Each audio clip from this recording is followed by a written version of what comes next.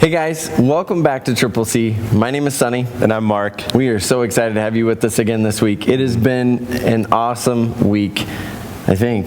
Oh, it definitely has. Yeah, definitely has. Yeah, absolutely. Yeah. So, Mark, let's remind them what Triple C means this week. We can talk a little bit about how it started and then just kind of what we're doing this week. Definitely. Triple C means Christ, culture, and coffee, which we have now, even where we're at. Absolutely. Which we'll talk about in a second here. Yeah, very good.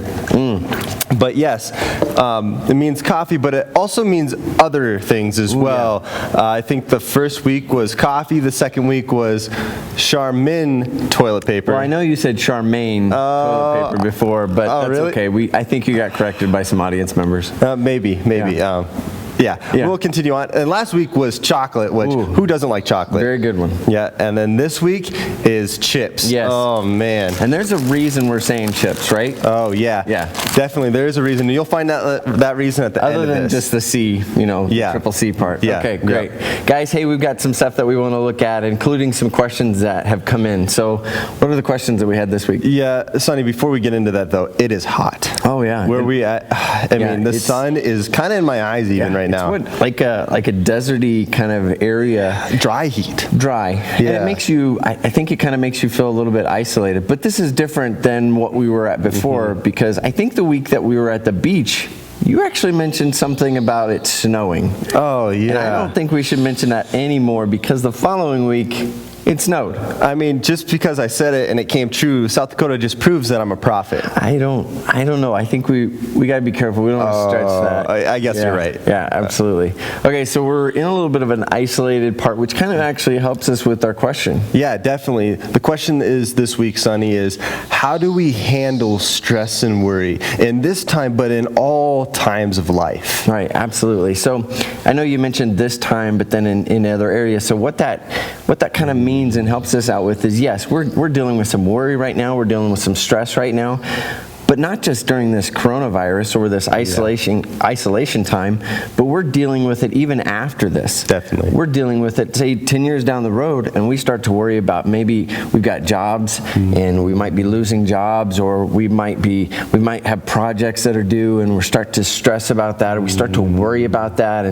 And so I think the Bible kind of talks a little bit about that. But I want to talk about one guy in general in the Bible where he had some stress, he had some stuff going on, and he's calling out to God on this, and I think it really kind of helps with the way we start to feel. Oh, definitely. So I want to read this, and it's actually in Psalm chapter 4.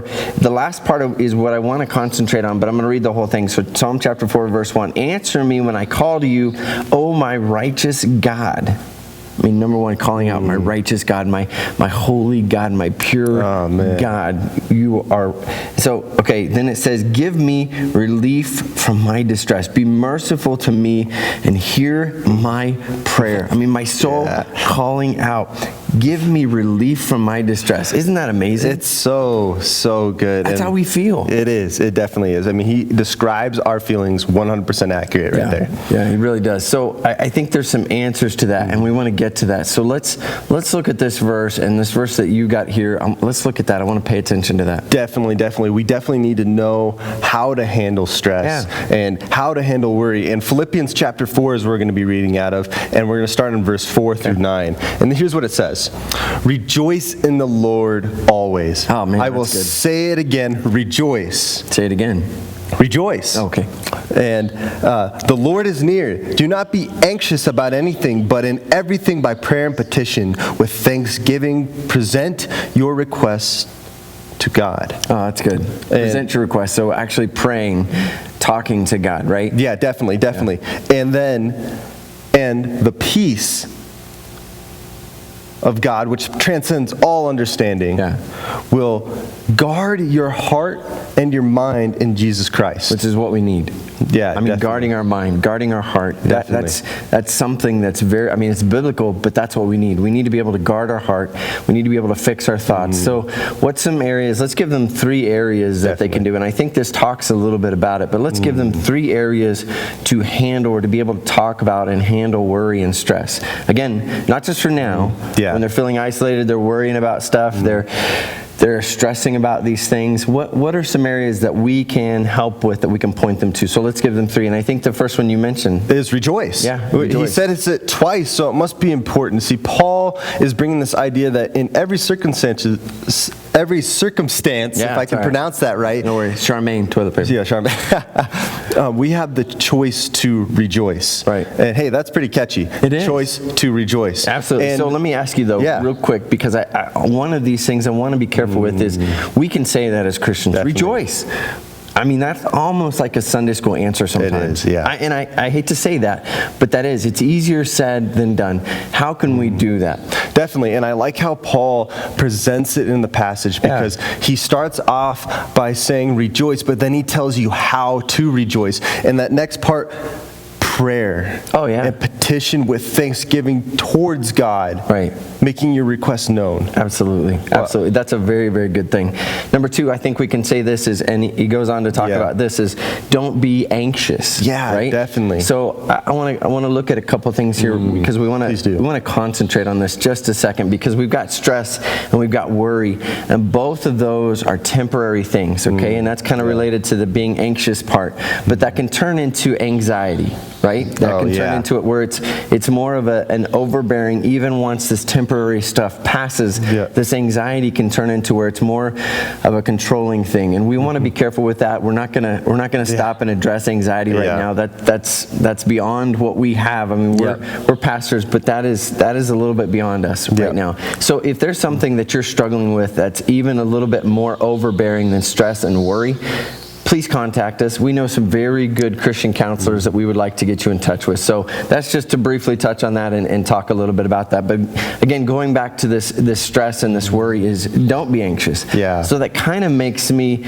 understand that we can go, this helps us with our third one, maybe fixing our thoughts, maybe fixing what we're actually understanding, and that we have this choice to fix our thoughts, right? Definitely. And Sonny, I think it's good to have some examples of what we could possibly be anxious about. Oh yeah, I mean, we can be worried about just the stuff that we have to do, school. I mean, this is different right now. They've had this announcement that school is going to be continuing the same way they've had it right now, going on until the end of the school year. I mean, that's insane. Some of these kids are really struggling with this. So this is kind of a stressful thing. What are my grades going to look like?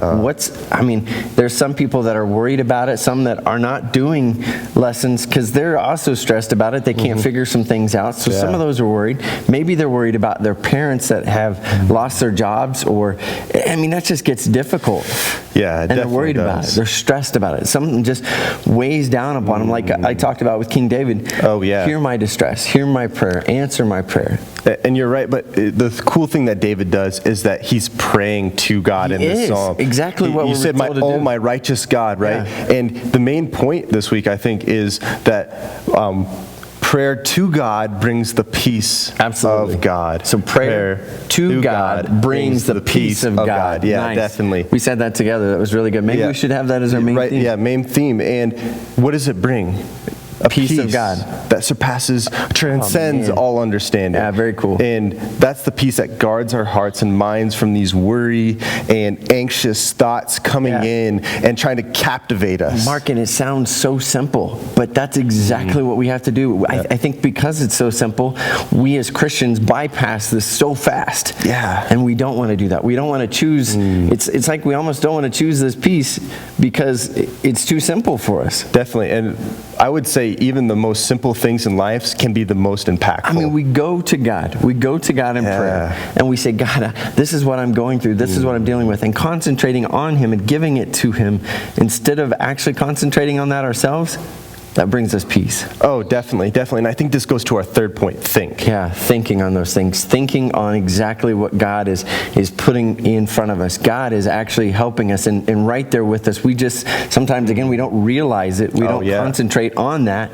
We concentrate on some other things that are actually in front of us, this stress and this worry, and it gets a little bit difficult. Definitely. And Paul, even in the scriptures, starting in verse 8, he says, finally, brothers, whatever is true, whatever is noble, whatever is right, whatever is pure, lovely, admirable, whatever is excellent or praiseworthy, think on such things. So that allows us to understand that we can actually think on those things. We can change the way we're thinking on that. We don't have to concentrate on these stresses or worries. Yeah. We don't have to concentrate on that. We can fix our thoughts on the things of God. Yeah, and maybe you're like, well, what are some things I can focus on right now that are good, pure, lovely, praiseworthy? And why not this video? We get to hang out with you guys through the camera. You know, we're waving at you. High five. I'll wave. Air high five. Air high five. Oh, okay. Virtual high five. Yeah, right. Yeah, right. Hey, Mark, I think we're out of time this week. But Definitely. hey, guys, we're so excited that you joined us. So what we're going to do is have them with the challenge this week. This is our last week. This is what you got to do. You got to put your information in. You got to give us some information. So tell them what they got to do.